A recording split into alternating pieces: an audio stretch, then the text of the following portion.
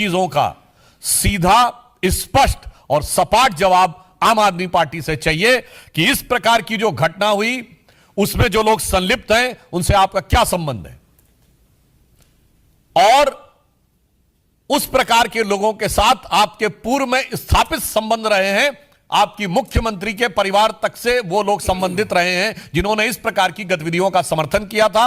आपने टुकड़े टुकड़े का नारा लगाने वालों की, क्योंकि दिल्ली में सरकार थी, तो महीनों तक आपने अदालती कार्रवाई को रोक के रखा था। इसलिए आज सीधा सवाल है, आम आदमी पार्टी का उनसे संबंध प्रतीत होता है और यह जानकारी लगती है कि उनके बीच में ऐसा संबंध है, तो उन्हें आकर इस बारे में स्पष्ट जवाब देना चाहिए। और अगर वो स्पष्ट जवाब नहीं दे रहे हैं तो फिर हमें मानना चाहिए कि संदेह उतना और गहराता है, और जिसे कहा जाता है कि मौनम स्वीकृति लक्षणम।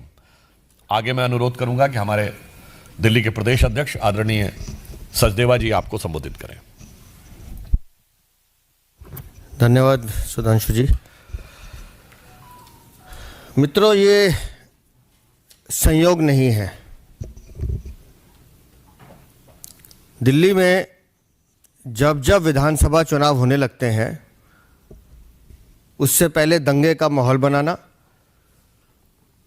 और दिल्ली को डराने और दहलाने की कोशिश करना। उत्तर पूर्वी का दंगा हम भूले नहीं हैं, शाहीन बाग हम भूले नहीं हैं, और अब जब ज़मीन खिसक रही है, आज जो जांच दिल्ली पुलिस की वक्तव्य से पता चलता है,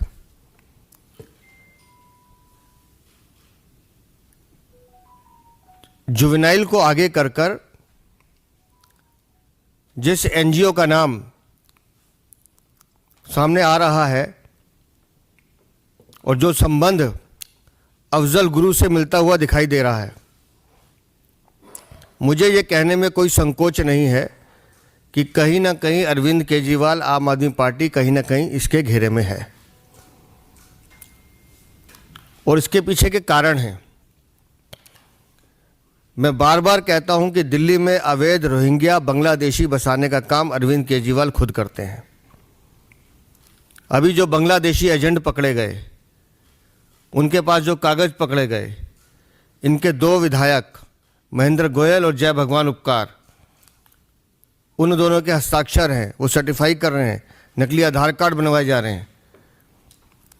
हर वो व्यक्ति जो देश का दुश्मन है, देश को तोड़ने की साजिश रखता है, वो कहीं ना कहीं अरविंद केजरीवाल और आम आदमी पार्टी का भागीदार मिलता है। विदेशी फंडिंग से ये पैसा लेते हैं वो एजेंसी जो देश के दुश्मन हैं, जो देश का भला बुरा चाहते हैं, गुंडों को पालने का काम ये करते हैं। एक विधायक नहीं है, लंबी चौड़ी 20-21 लोगों की फहरिस्त है। मकोका में बंद है इनका विधायक, उसकी पत्नी को टिकट देते हैं। मजबूरी देखिए अरविंद केजरीवाल की, घुटनों पर बैठा है, घुटनों पर बैठा है उसके। क्यों? क्योंकि वो नरेश बाल्यान इसका नाम ना ले ले। मकोका में बंद है, और मकोका में बंद होना मतलब आप समझो वो आदमी जो बिल्कुल देश का दुश्मन हो। रंगदारी, वसूली, हत्या, क्या है जी? आपराधिक मुकदमे जिनके इतने विधायकों पे हैं, किसी पे नहीं है। पर आईना दिखाओ तो इसको मिर्चें लगती हैं। जिस दिशा में जांच जा रही है, निस्संदेह वो एनजीओ, आतिशी मार लेना, अरविंद केजरीवाल, आम आदमी पार्टी कहीं ना कहीं एक सूत्र में बनते हुए नजर आएंगे। दिल्ली को दहलाने की कोशिश, 400 स्कूलों में फर्जी मेल करवाना, और वो भी एक जुवेनाइल से,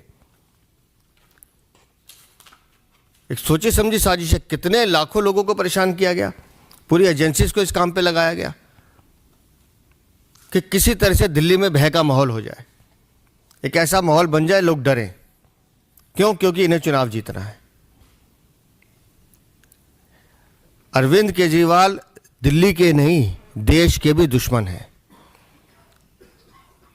और जब बांग्लादेशी एजेंट पकड़े जा रहे हैं, वो बता रहे हैं कि इनके विधायक हमसे ये काम कराते हैं, एक शब्द इनके मुंह से नहीं निकल रहा है उस विधायकों के लिए, ना बाल्यान के लिए निकलता है। तो मुझे तो लगता है कि एक बहुत बड़ा खुलासा जल्द